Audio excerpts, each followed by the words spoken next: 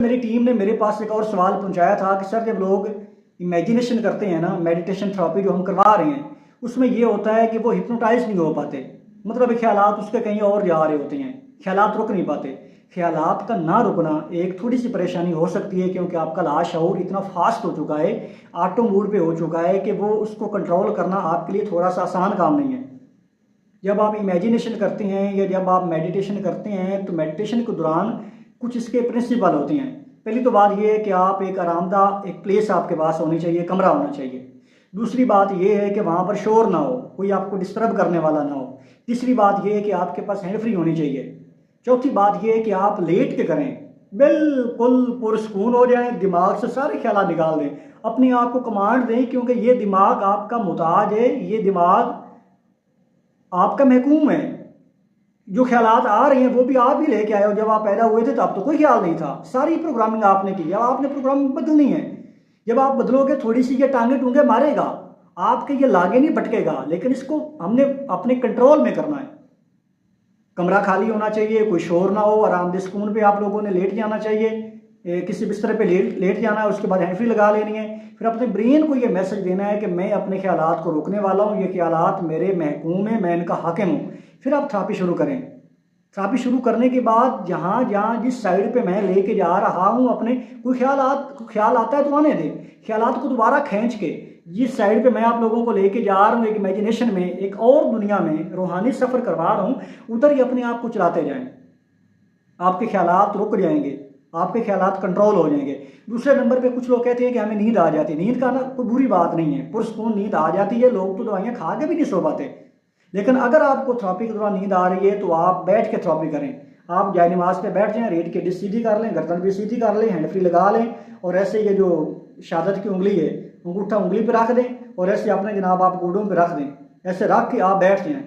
आप imagination therapy के दौरान ही करते जाएं, जहाँ जहाँ मैं लेके जाना चाहता हूँ। आपको नींद नहीं आएगी। दोनों सूरतों में आप लोगों ने खुद को कंट्रोल करना है, क्योंकि ये आपकी सबसे बड़ी कामयाबी है। जब आप अपने ख्यालात को रोक गए, जब आपने अपने ख्यालात को मुकम्मल कर लिया, जब आप मेरी मेडिटेशन या इमेजिनेशन करवाने के दौरान उस रूहानी दुनिया में पहुंच के जहाँ पर मैं लेके जाना चाहता हूँ, अगर आप किसी ख्याल ने इंटरप्ट ना किया, आप कामयाब हो जाओगे। उसके बाद अगले जो मरले हैं ना, ये अगले दर्जे हैं, वो आप लोगों को अबूर करना बड़ा आसान काम होगा। ये इतना मुश्किल काम नहीं है, ये बड़े आसान काम है। बस खुद के साथ कमिटमेंट करना ज़रूरी है, खुद के साथ रहना ज़रूरी है, खुद के साथ मुस्तकिल मिजाज परसिस्ट रहना ज़रूरी है। कुछ लोग मेरे पास आते हैं कि 2 बार 4 बार 6 बार थेरेपी करते हैं और फिर थक जाते हैं, कहते हैं कि ख्यालात कंट्रोल में नहीं हो रहे। मेरे भाई, कोई भी काम शुरू में जब करना होता है ना, आसान नहीं होता।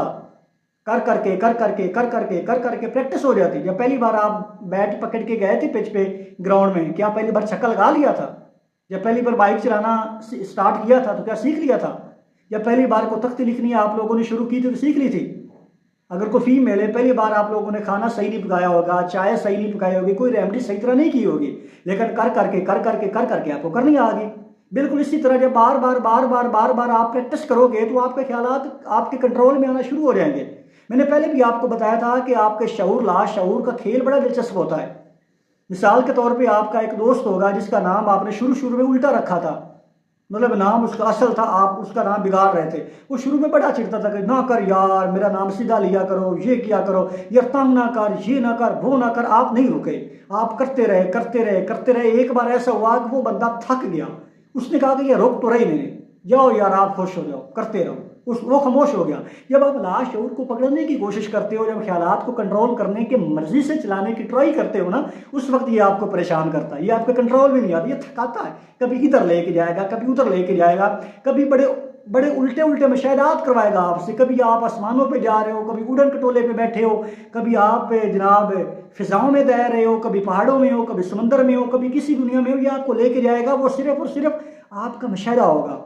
आपने अपनी असल मकसद से नहीं हटना, थेरेपी के साथ आपने जुड़े रहना है। जब तक आपके ख्यालात आपके कंट्रोल में नहीं आते, एक बार जब आपने ख्यालात को अपने कंट्रोल में कर लिया ना, फिर आप अपनी मर्जी से इसको शिफ्ट करोगे, और जिस मकाम पे, जिस टारगेट पे आप इसको शिफ्ट करते जाओगे ना, आपने एक नए मकाम पे या नए टारगेट पे शिफ्ट कर दिया अपने ख्याल को, तो आपके दिमाग से निकलने वाली वेव्स वो एनर्जी निकलेगी, अगले आपके टारगेट के साथ, टास्क के साथ टकरा जाएगी।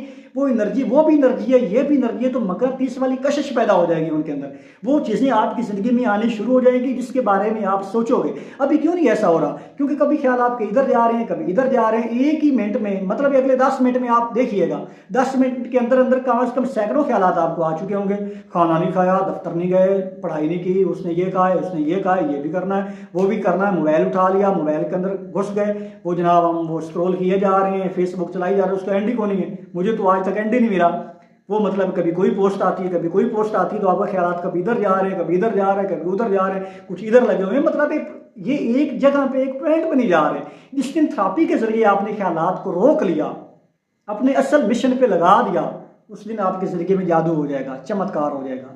याद रखना, जादू और चमत्कार इसी दुनिया में तो होते हैं।